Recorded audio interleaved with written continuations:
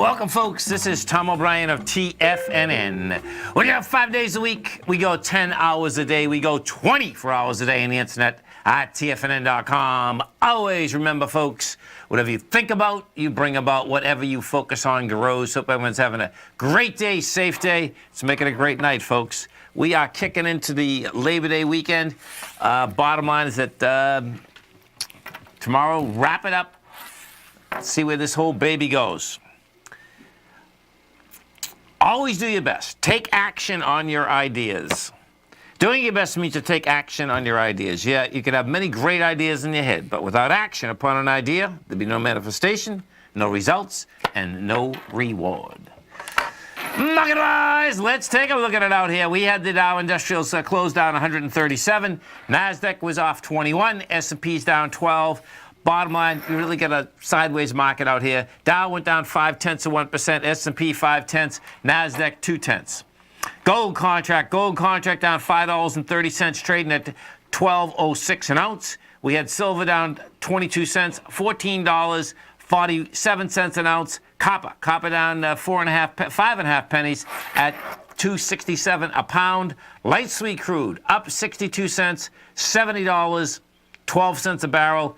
Bottom line, oil is at the top of its range. We'll see how this shakes out. The actual, if we go take a look at this contract, what you're going to see inside this contract is that in May as well as July, last two times that we were up at these levels, you had sellers inside this market. Bottom line is that we're up 0.8%. You only have to go up a few more ticks in order to get those highs, and I suspect we're going to basically test them. The high that was out there on the 29th of June is $71.29. The high in May is $71.63. We're laying here at $70.10. So coming into Friday, I expect we're going to test them. We'll see how that market handles it, because the bulls and bears are going to be fighting. They are fighting at these levels. They're going to be fighting more right at that particular level. Note and bonds. Note and bonds want higher price. You had the 10-year note up 5 ticks, 120.08. 30-year bond up 9 ticks, 144.28. Bottom line, they got below their lows yesterday, had lighter volume, rejected lower price, take off topside again today. They want higher price, lower yield. King dollar. King dollar gave it up again coming into the close out here. King dollar, folks, up 93 ticks, 94.615. The euro is at 116.72 to $1 US. The yen is at 111.04 to $1 US. Our phone number is 877-927-6648. Give us a call, folks. Want to know what's going on in your world. Now, what I'm going to do, I want to go to the world of currencies out here today, because what we have had, folks, is this. You have had many countries' currencies blow up in an incredible way. I'm going to start with Argentina. We go take a look at the peso, just so you can get an idea of, number one, fiat money, meaning paper money with nothing backed behind it, what can happen. The astonishing thing that, as we go through this, is that this has happened to so many countries so quickly, and thus far there hasn't been any basically contagion from country to country. These are individual deals, but when I look at it, it's going to be an individual deal until it's not, folks, because these are some serious hits to people's wealth of what they can actually buy. So what I'm going to use as I go through them, what I'm going to do Argentina, we're going to do Brazil, we're going to do India, and we're going to do Turkey. And on each one of them, I'm going to put them up on a 5-year chart so you can basically get an idea of the amount of wealth that has been lost inside the country. So if I go back 5 years ago and look at the Argentina peso, it was 5.7 pesos to $1 US. 5 years ago. Today, it's 38.5 pesos to $1 US. Huge implosion. That's one of the largest implosions, no doubt.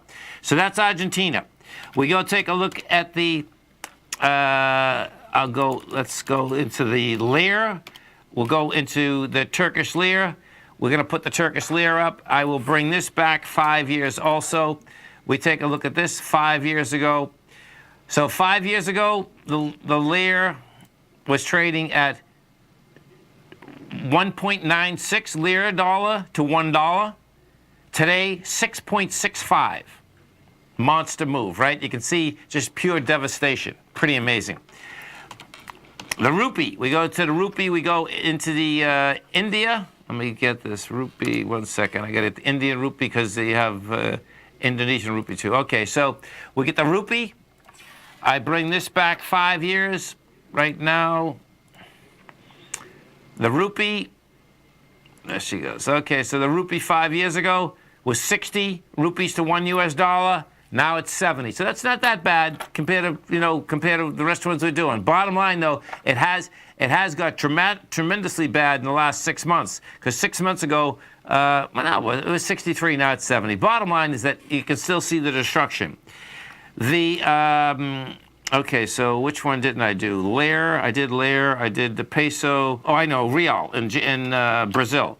We take at the real. We take a look at Brazil. Okay, so we bring this back 5 years. Five years ago, it was 2.1 reals to $1. This year, 4.15. Pretty amazing. And one of the main reasons, folks, that I'm actually bringing these up also is that when you have, and in most cases, what the mantra that you hear on the financial press is that that's because of the strength of the U.S. dollar.